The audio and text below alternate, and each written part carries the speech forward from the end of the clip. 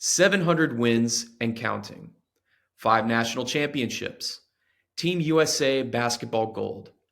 For more than 2 decades, Mark Campbell has led Union University's women's basketball program with excellence, faith, and vision.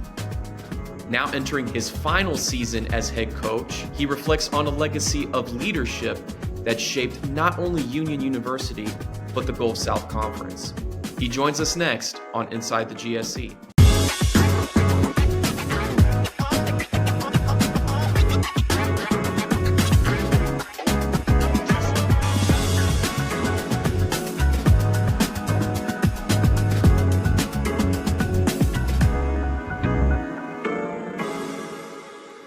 Today on Inside the GSC, we're joined by Mark Campbell, Union University's athletic director and longtime women's basketball head coach. With over 700 career wins, multiple national championships, and a spot in the Women's Basketball Hall of Fame, Coach Campbell has built one of the more respected programs in college basketball. And after 26 seasons, he'll soon enter a new chapter, one that celebrates what's been built and looks ahead to what's next. Coach, thank you for taking the time to join us. We know you've been busy, but we appreciate you spending a little bit of time here with us. Thanks for having me. I look forward to talking to you. We'll go ahead and get started. When you first arrived at Union, did you ever imagine this journey would last more than 25 years and what it's been now? I knew I wanted to coach, and obviously I was coaching men's basketball when I first got here, and so had no idea what doors would open and what the Lord would do, but really thankful to be at the same place for a long time. We'll take it back just a tad bit. Just before your time at Union, you played under Coach Don Meyer at Lipscomb. And it's not very often you hear of players that part of a main piece of wanting to play college ball at a certain school is to prepare to be a coach and to be prolific and just make that impactful journey. So how did your experience at Lipscomb shape the foundation of how you coach and lead today? Yeah, so I grew up in Nashville. Both of my parents very involved in my life. My mom had a really soft heart, elite relationally. She could draw things out of people. My dad was super bold. He was had high expectations and details, and yet he had a very short memory. Like if things happened, he was bold about them, and we ate dinner together, and I felt loved and cared for by both of them. So it was a safe place. So I'd start there. I knew I wanted to coach probably when I was 9 or 10, 11 years old. Can remember sitting out in my driveway and imagining putting a team together. So I felt like the Lord gave me a love for basketball even before I knew he would use it in that way. But I had a love for just the ball. I mean, I slept with a basketball. I grew up going to camps and went to Lipscomb's camps. And by the time I got junior, senior of high school, I knew I wanted to coach and I wanted to go somewhere where I could learn. And I just happened to have one of the best coaches in the country within 5 minutes of my dad's veterinary hospital and 25 minutes from my house. And so it was a really easy decision for me. And I got to go with my best friend who played high school basketball with me, who's the all-time leading scorer in the history of college basketball, John Pierce. So that's how I got to Lipscomb. And I would say that the thing that shaped me the most is attention to detail. Coach Meyer paid attention to every single detail and made us take notes and work camps during the summer. I felt like it was a full-time job. There were days I did not want to go. At the same time, I felt like I learned a whole lot in the simplicity of the game. The way we played my first 25 years is the way we played at Lipscomb. And so having great post players, surrounding them with great shooters, making spacing a priority on offense, and then just going back to my mom, just loving, caring about people relationally, not doing that perfectly, and obviously learning over a period of time. But it's the thing that shaped me the most is trying to have great relationship with people, to be able to see the ways that God gifted them, to try to figure out a way to pull those gifted things out and kind of develop those gifts so they can give those gifts away when they leave. If you talk about success, I really think that's it. People being aware of their gifts, developing those gifts and giving those gifts away. During your time and some of these principles that you've learned, you've had a great career at Lipscomb playing wise and then enter Union. What was it about the school that drew you on early in your career to make that quick transition from your playing days and immediately jumping in with the Union Bulldogs and starting your coaching career? Yeah, so my assistant coach when I was in college, Ralph Turner, got the men's job my senior year, going in the spring of my senior year after I was done with eligibility. So it was, I mean, to be honest with you, Coach Meyer had gotten me a job in Duke's basketball office, and I was going to go to get my master's at NC State, and I wasn't going to be able to help on the floor or anything like that, but I was going to be able to, what he said, drive Mike Krzyzewski around to all his clinics in North Carolina. To me, this was like a dream. I was a basketball guy, so back in those days, it was Knight and Krzyzewski and Pat Head Summit and Dean Smith and Coach Turner, Coach Meyer, my sophomore year of college, took me for Thanksgiving to see all four of those coaches practice. And it was like dream. I mean, it's just like a dream. And so that was the plan. And then Coach Turner got the job at Union. And my dad just said, hey, coaching on the floor should be a priority. Why don't you talk to Coach Turner and see if he lets you come with him? And then I can pay for your master's at Union. And Coach Turner, I mean, when I came in and said it, he took me on a trip that day. We went to Union. He was going to go there that day, and I got to meet a guy named Ronnie Giddens, who I still know to this day, who's on our Hall of Fame committee. I just met with him this last week and met Coach Blackstock and several other coaches. And that's how I got there. God just opened up doors I had no idea would be opened up. So I was a men's assistant here for the first 5 years, and before the women's job opened. Did you always envision coaching women's basketball when the job opened up for you, or was that just an opportunity that evolved naturally over time?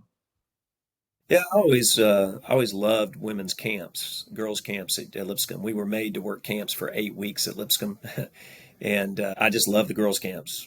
They were attentive, they paid attention, they cared about how you felt about them. You could have fun with them, and yet keep them accountable and create discipline, which are still true to this day that I love about coaching women. And so I knew that then when the job opened up unexpectedly, I just prayed about it. I knew all the girls because I worked camp with them at Union. Talked to Coach Meyer about it. My parents involved in it, and at that point in time, I was married to my wife. That was our first year of marriage, Molly.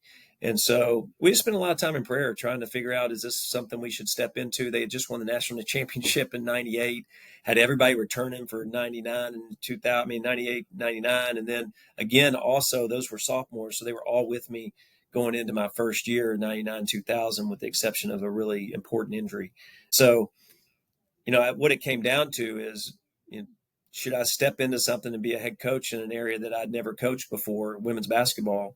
And it was just, again, there's just clarity at different points in time in my life where I've been pretty sure the Lord was telling me to step into it. And this was one of those times, not knowing what was to come. And it seems like God has really given you favor through that, Mark, and just the impact that you've made even through your course of time. Because since taking over, you guys have won multiple national titles, multiple GSC championships.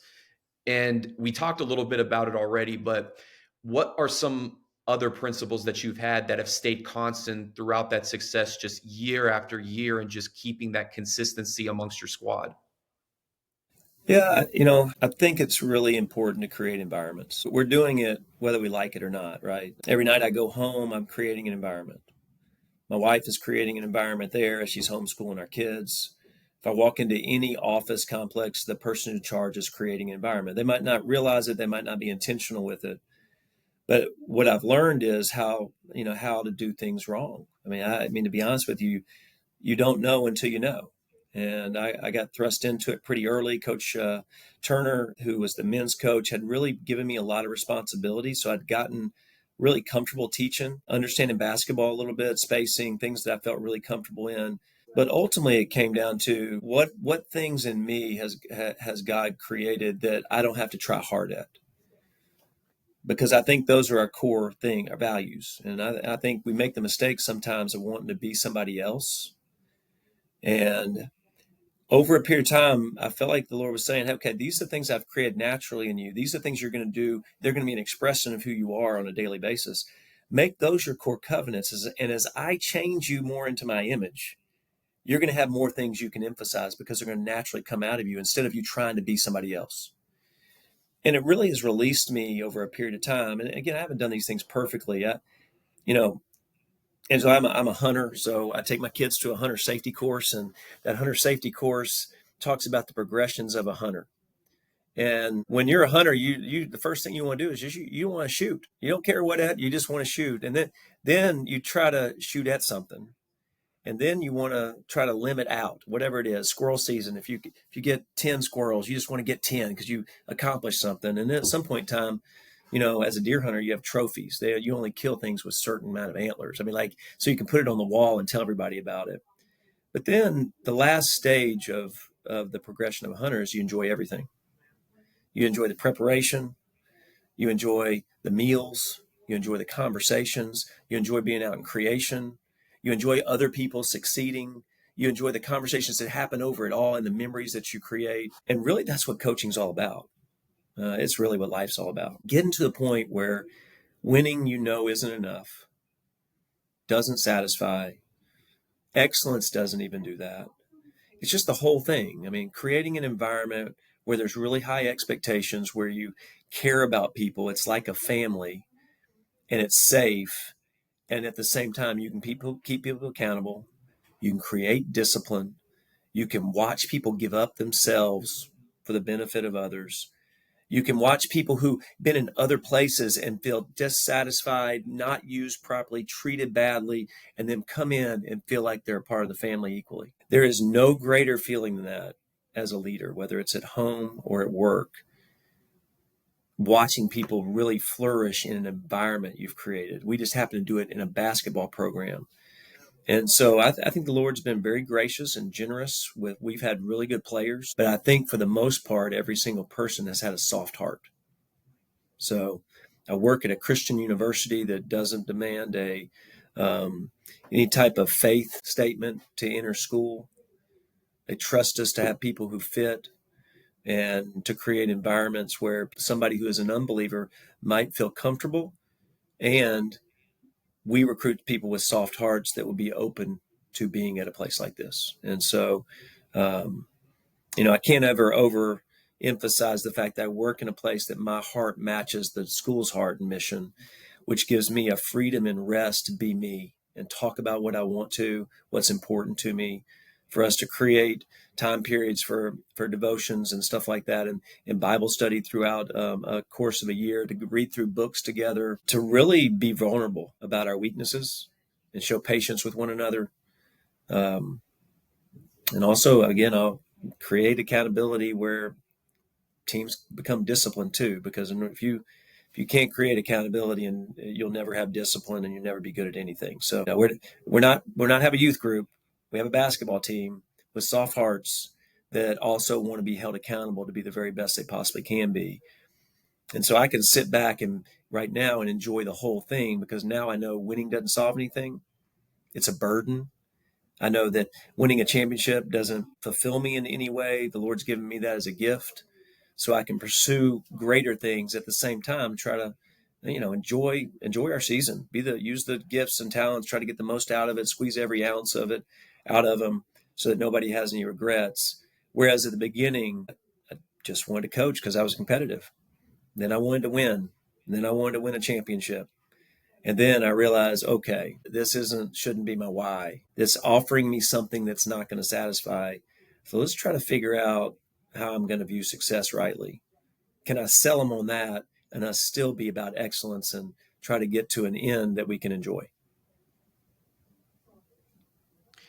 As a Christian university, have there been situations where through this program you were potentially able to lead maybe grad assistant coaches or players that may have been uncertain in their faith with Christ, but by being part of this team, it not only strengthens it, but maybe they've come to know Christ through the process as well? And if there's been any situations, if you're willing to talk about or share one quick story.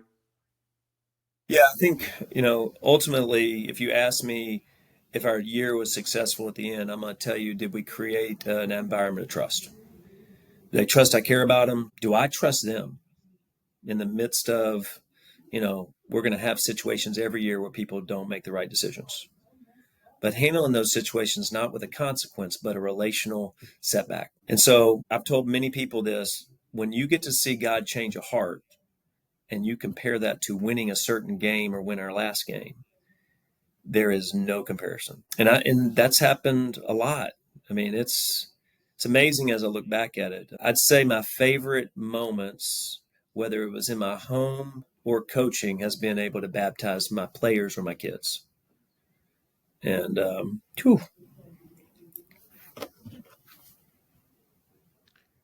I actually believe that it doesn't matter if you're coaching or anything else, to be able to watch God change your heart is the most miraculous thing you'll ever see. And I believe I missed out on those opportunities early because I was chasing things that wouldn't satisfy, and I just didn't know it. Because I think a lot of times in athletics, I actually think the key to living a life that's joyful and full is you forget self. You just eradicate it. It's all about others, serving others, doing everything you can to benefit others. But athletics teaches you the opposite, to serve self. And so I think it's possible that we can be all about being competitive and bold and be excellent and execute all these things, create discipline. And even at times you look at people and say, hey, they think basketball is the most important thing. And it's really not. You're just celebrating the environment because there's trust. And so I think my stories that I would tell you are just, watching. I mean, we're down at West Florida, maybe in, I don't know, set 19, 18. And we're at this place called Flounders eating seafood. And get to baptize my GA and one of my players in the bay at the restaurant. Just Wow. those are the coolest things, to be able to look back and say, okay, all this other stuff nobody remembers. We take our kids to the graveyard as we open up our season every year and let them just stay there for 15 minutes, no talk. They just walk around and see all the tombstones. And what you find out is there's not anything written on the tombstones of what people did. I mean, maybe if they were in the military. I think we had one last year where somebody was a dentist, DDS. Everything else is just year, their name, father, mother, brother, sister, husband, wife, sister. Just perspective is really important. And I think just because you have perspective doesn't mean you're going to be easier to play against, which is the thought that if we really had right perspective, we couldn't compete and be the best we possibly can be. That's fantastic. And coach, we'll go ahead and switch gears a little bit. Just want to take a little bit of moment to discuss some of your USA basketball experience as well. You've represented the US as part of USA basketball. What did it mean for you to represent your country on that stage with the impact that you've made? Yeah, Carol Callens called me, who was director of USA Basketball at the time, and when she asked me to do it, I can't tell you the the anxiety that came in my life that I haven't felt probably since my first couple of years coaching. I've never been more nervous to do anything in my entire life. It was a commitment. You're away from your family for a good month and a half, which I hate being away, and so. But I remember sitting down with my kids at the time and asking them what they thought, and I remember my daughter saying, "You can't not do this. You have to do this." And Steve Gomez, who's at Lubbock Christian, is one of my friends, and he's the coach right now. This past year was his first summer, but he'd been the assistant coach before, and actually he's the one that recommended me, and so I'm really grateful for him. USA Basketball changed the direction of some things in my life at the time because I was just getting tired of I don't know, that was the first couple of years of having kids who had social media in middle school, and there was a sensitivity, there was a way I was having to change as a coach that I didn't like at the time. And so got to USA Basketball. I think about 250 girls trying out, and it was my job to organize the whole tryout. It was like I'd started all over again and had no cred whatsoever. And I can't tell you how good it was for me to trust in the Lord that 3 months, thinking about that, setting it up, and then being there. I was joined by Kelly Carruthers and Ruth Sin, who were my assistant coaches, both Christians, which I think that's pretty odd for that to happen. And I think it's kind of sovereign by God, and they were great. And had a group of girls that renewed in my mind this ideal of people who want to work hard, who have great attitudes, and are the most talented people in the world at their age. And I was overwhelmed by it, man, to be honest with you. We started having weekly captains on my team instead of having captains. And we had daily captains at USA Basketball, different people leading, different people following every single day. And so we changed what we were doing at Union because of that. I mean, we still do this every week. We have new captains each week. Those captains are in charge of serving. They do our laundry. They lead us in our book discussions. And then the next week, somebody who's a senior who was leading the week before is now listening and following a freshman who is leading by serving. And it's just one of these things about culture, about USA Basketball, that makes it special is they take very seriously the gifts everybody's been given, and they expect everybody to give their gifts away. They have the best trainers. They had the best food.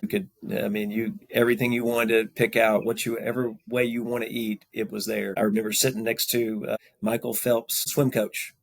Like it'd be in these situations around excellence that was almost awe-inspiring. And so because of COVID, we only got to do that 1 year. So I only got to coach him in that one summer. But that summer transformed how I coach from then to right now in a way that I really can't put a finger on all of it. But there's a demand for excellence at USA Basketball that'll bring you to your knees no matter who you are. Because basically she said, we don't lose. And so, to step into that was something I did not want to do, felt like I should do. And it was one of the best things I've done as a coach. Very honored. You know, Mark, that actually goes right into my next question, which you kind of already answered just by what you've been doing with the players and whatnot in regards to how do you define success for your players beyond wins and championships. And so between, getting them to go through devotionals, switching up the captaincies for them and just the leadership aspect. But you talk about the players, but then the program as a whole for Union. What would you say defines the Union brand of basketball, both on and off the court? I think I would hope that we're tough to play against because we love each other. I think there's something that happens when you really care about somebody. But really, I think we try to live in process, which means detail. I know everybody says process these days. I think if we do a good enough job coaching wise and we're competent, we're going to give them an avenue with details in every situation so that they're not thinking about result. And if we do that really well and do a great job teaching and we've recruited the right people, the idea is we're going to be the very best at the end of the year as we possibly can be. And that didn't happen every year. But I believe most years we're getting better as the year goes on. And as we've changed our style of play over the last 3 years to go from half court running a bunch of sets to very little sets, some entries, playing 5-out motion to pressing for 40 minutes if need be. I think the same things remain. Have we recruited people with character that overflow from how they live life? Do we have soft hearts, which means they have the ability to have some self-forgetfulness?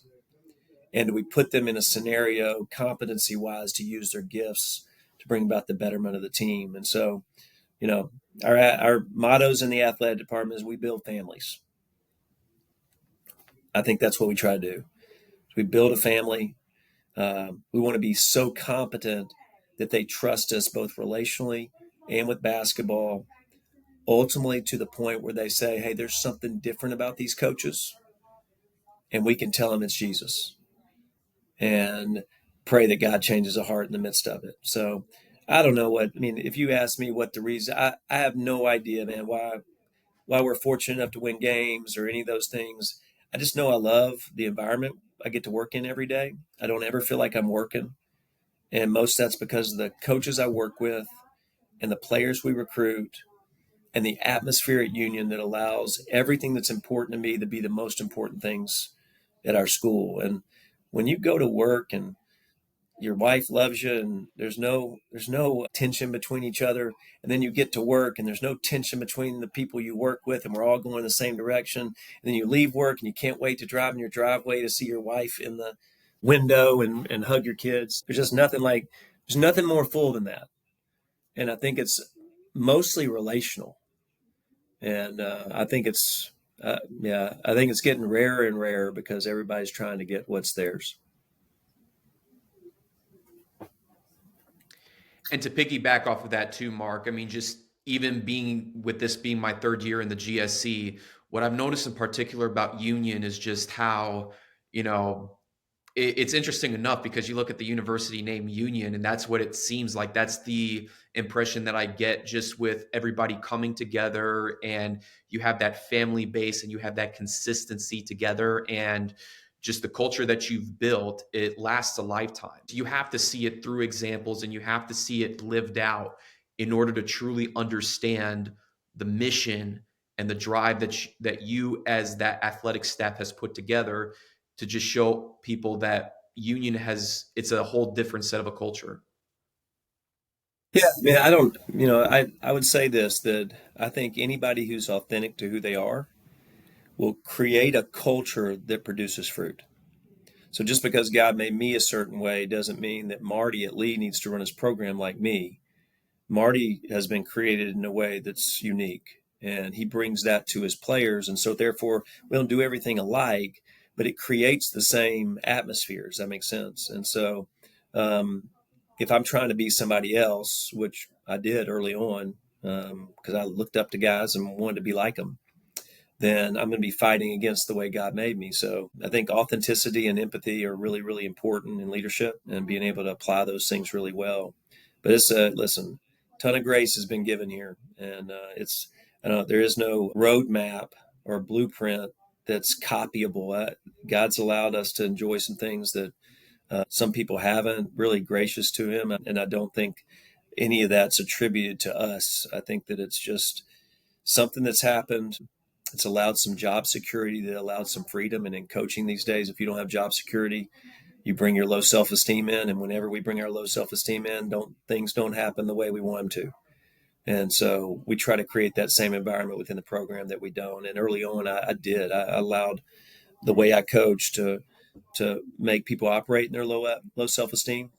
And those who weren't tough, whether it was because of good ways or things that aren't good, dysfunctional things, they survived. And the people maybe with a soft heart and had life pretty easy, not necessarily a bad thing, they didn't. And so I have some regrets about things, how loud I was early on. And I was a lot louder, and not that I called anybody names or said anything I shouldn't, but just tone and not being real empathetic towards somebody, how somebody might feel. So really thankful for basketball. It's sanctified me along the way. I've changed because I don't raise my voice at home. I don't raise my voice to my wife. I raise my voice to my team.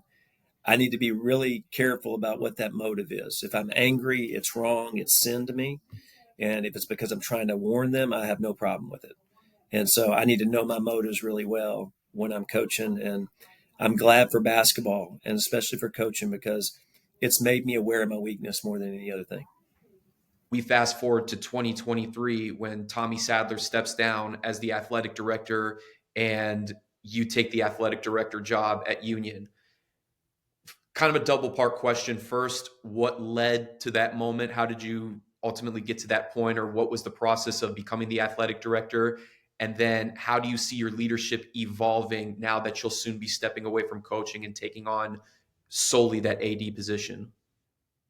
Yeah, it's another doorway that at the time I really necessarily didn't want to walk through, but felt like my wife and I felt very at peace about this is what should do. I love Union. I thought with Tommy leaving, someone who loves Union, been here as long as he has, and led in such a really soft-hearted way, man. He's just he's a good friend to this day, and he had established an atmosphere where I didn't feel any pressure or anybody looking over my shoulder, and he instilled a lot of confidence. And so to be able to know Union, know what the culture is, and to be able to step in, much in the same way that I feel like Sean being the next women's coach here, is that I understood the culture. I understand the environment here. I was also aware of the ways that, as a coach, I wanted things to be different too. And only a coach would know those perspectives. And so it was a very easy step into, but it was a long process of 2 or 3 years trying to pray through that. I mean, you look through my journals, there's all kinds of stuff that says, hey, I just want to know for sure this is what I'm supposed to do. Give me clarity. And literally 3 months before I decided, all of a sudden there was this clarity that I can't explain. And it didn't come from me wanting to do it. And then over the past, the first year I did not like it all. Felt like my mind was really busy. But over the last couple of years, I've really enjoyed trying to help our coaches and put them in situations to be able to recruit the best players they can, to be an advocate for them, to be an advocate for our 205, 206 student athletes that want to be environments where they're cared for, loved, and also competently taught to do something well, that we can use sport to point to Jesus. I think Lenny Acuff said this in his retirement speech a few years ago for their, not retirement, but his Hall of Fame speech for GSC. He talked about athletics being the front porch of the institution. It is. I mean, we are the front porch. Whether we like it or not, or whether anybody else likes it at school, we're the most visible piece of our university. And I want to step in that with pride. Like, we want to represent the Lord really well, our school really well. I want people to give to Union University Athletics, not because we beat Alabama on a last-second field goal and broke down the goalpost and had a group GoFundMe that replaced a goalpost. I wanted to give money because they see why we're doing what we're doing.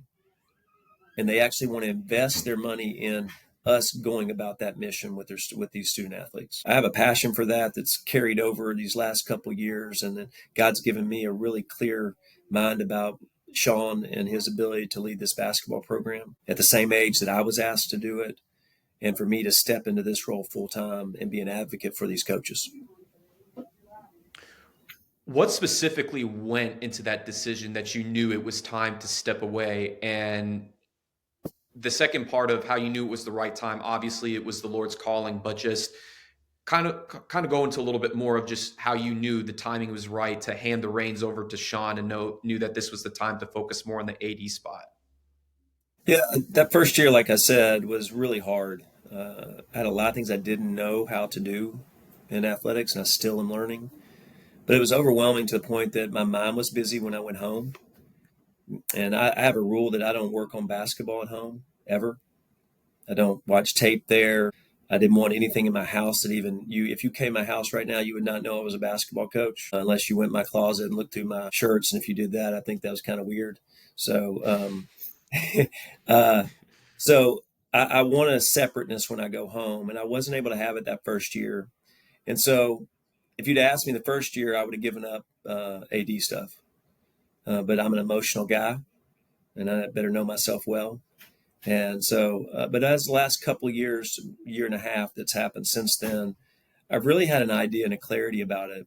And so for me, it was just waiting for a time when I felt like I could hand over the basketball program to someone that I trust, that knows our atmosphere and culture, will recruit that way, that I can trust to have conversations with players who are in distress and worry that he can point them to Jesus, and that he would hire people that would do the same. And so for all that to come, and to know that I was already at the point a few years ago that I felt very comfortable with saying, okay, I'm not going to coach a really long time. I don't know when that is. I'll be listening. I'm sure it's not now, but it just got to now. And especially this summer after Sean and his wife had a baby, there was just a turn. I think we all know when we have a child, something happens in us and we just lead differently. We have a different perspective. And it was very, very clear, and on multiple occasions just given confidence that this was time. And the timing to me for even announcing this is for twofold. One is I wanted to wait until my new players, which we have a lot, 7 or 8 new players, they had a chance to get to know Sean, and that he was competent, and that they could trust him, and that he loved them and was going to have a relationship with them. And secondly, I don't want to lie to recruits all year, or feel like I was, by not saying certain things. So I wanted to do it before the season, so it's not a distraction. And I wanted to be able to release some things to him throughout the season that I normally would take, so that he would have some experience. And obviously we have a team this year that we're not losing anybody. So they'll all be back next year when we get done with this year, which is really rare in this age of the portal. And I think it puts him a step ahead as far as teaching all these things and recruiting. And so I'm really excited for him and his heart. And he's been my assistant for 5 years, been in our athletic department for 8. And so it's just one of those things where doorways open, close. The Lord brings a peace about things, and you just step into that peace and you trust him. And I've felt that the entire way, all the way through. Absolutely, and a very impactful story. And just even listening to it right now, Mark, it's been very moving to hear. So we do want to thank you for sharing your story as well on that. And before we let you get going, Mark, we do have a couple of rapid fire questions for you that we want to round off. So bear with us. If it's too corny, oh well, but hopefully we'll get some good info out of it. I can do First corny. question, for sure.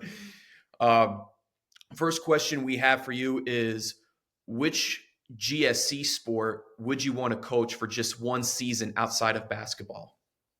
Golf. One word to try to describe GSC basketball. Competitively different at each. I don't know if I can do one word. Um, Competitively different, man. Every team. Favorite Union basketball tradition. Uh, I love how we end warm-ups where we look each other in the eye and we say each other's names and hit each other's hands. Love it. If you could add one rule to the game of basketball, what would it be? 4-point play, 4-point shot. And what's one thing your players might not know about you that you enjoy doing off the court?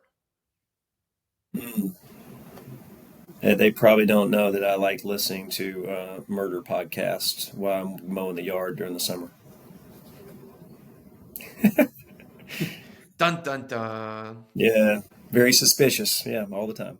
For sure. Well, that'll wrap things up for us on this episode of Inside the GSC podcast. Again, Mark, we know you're busy. You got your victory tour season up ahead. Thank you again for just taking some time out of your busy schedule to be with us. And we really do appreciate you being here on the show and sharing your story.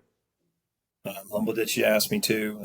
The Gulf South's meant a whole lot to me. Matured a whole lot since being in this conference, and appreciate the people that I know. And there's something special about this league, just with leadership and understand overall purpose and knowing people's hearts in the office. Pretty cool, and nobody would really know those things that they would match who we are at Union. So appreciate y'all. Thanks for tuning into this episode of Inside the GSC. Don't forget to hit like, share, or subscribe wherever content can be found so you won't miss highlights, stories, and more. So long for now, and we'll see you back here next time on Inside the GSC.